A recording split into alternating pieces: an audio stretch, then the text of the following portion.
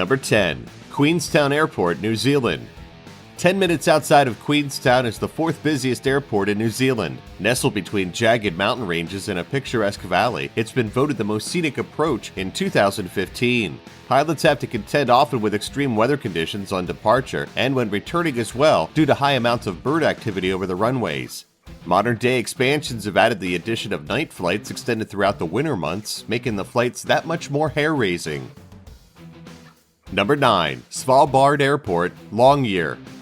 The airport operates for a small group of islands of Svalbard in Norway. The extreme conditions of this northern location have made construction of the airport very difficult. Parts and structures of the airport are actually constructed out of ice. The runway has been insulated, allowing it to stay cooler than the ground, which is in a state of permafrost. This is done to guarantee that the runway doesn't melt and become unusable. In 1996, 141 passengers lost their lives in a collision on approach with one of the many ice-capped mountain ranges surrounding the airport.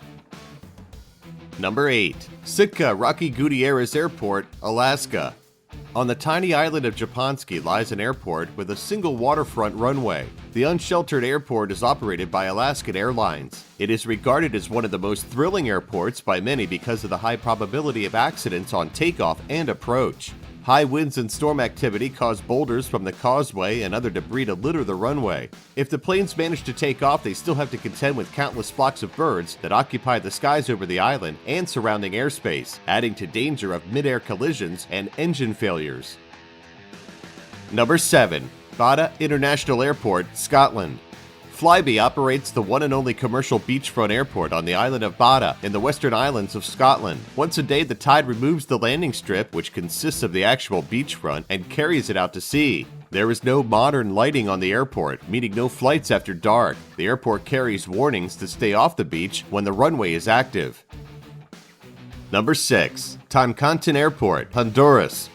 Toncontin International Airport is located in Tegucigalpa, Honduras. It has a very short runway, just over 6,000 feet or 1,800 meters, constructed between dangerous mountain ranges and caters to large commercial aircraft. Drastic sudden changes in wind velocity and current direction make it difficult to land without having to make split-decision adjustments to approach angle. Poor weather conditions can add to the difficulty involved in landing the aircraft. On top of this, any human error can lead to pilots overshooting the runway and drifting into populated areas surrounding the airport.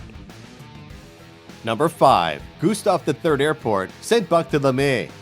Gustaf III Airport, also known as Saint Barthélemy Airport, is located on the island of Saint Barthélemy in the Caribbean.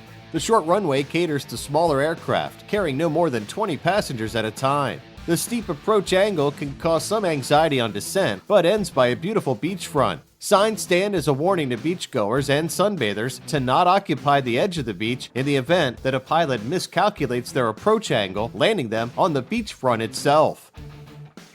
Number 4. Princess Juliana International Airport, Saint Martin. The airport was originally a military airstrip before being converted to a commercial airport in the 1940s. Aircraft have a very low altitude approach pattern that can cause disorientation for the pilots, and on departure, planes must perform a sharp turn to avoid mountains directly in front of the departure path. Although it accommodates larger commercial flights, it has a remarkably short airstrip measuring just over 2,000 meters or 7,000 feet. Number 3. Juancho y Yrausquin Airport, Saba Island. Located on the small Caribbean island of Saba, this airport has the shortest recorded commercial airstrip, measuring only 1,300 feet in length. The island consists of a mountain made from old volcanic activity, with a small triangular airport carved out on one side. Missing the mark on approach will land you face to face with a mountainside or plummeting into the sea. Number 2. Lukla Airport, Nepal. Lukla Airport, with its 500-meter-long runway, located on a mountain cliff 3 kilometers above ground level at the base of Mount Everest, is one of the most dangerous airports in the world.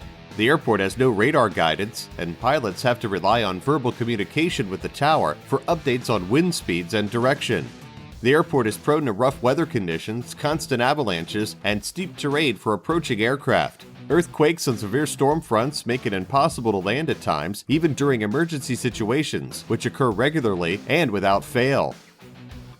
Number 1. Paro Airport, Bhutan.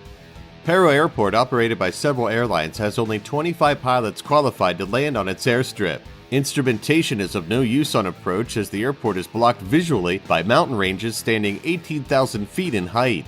Landing is only allowed under perfect weather conditions as the pilots must use landmarks to adjust their approach pattern and angle of descent, staying aware at all times of the proximity of mountaintops to the outer wingspan of the plane. Pilots must rely on knowledge of the local area to fly in. Situated in a Himalayan valley, the airstrip measures 2,000 meters, or 6,500 feet, and is punctuated on all sides by private homes and power lines. Due to the complicated approach patterns, only daylight flights are allowed, and even then, only on clear days with perfect visibility.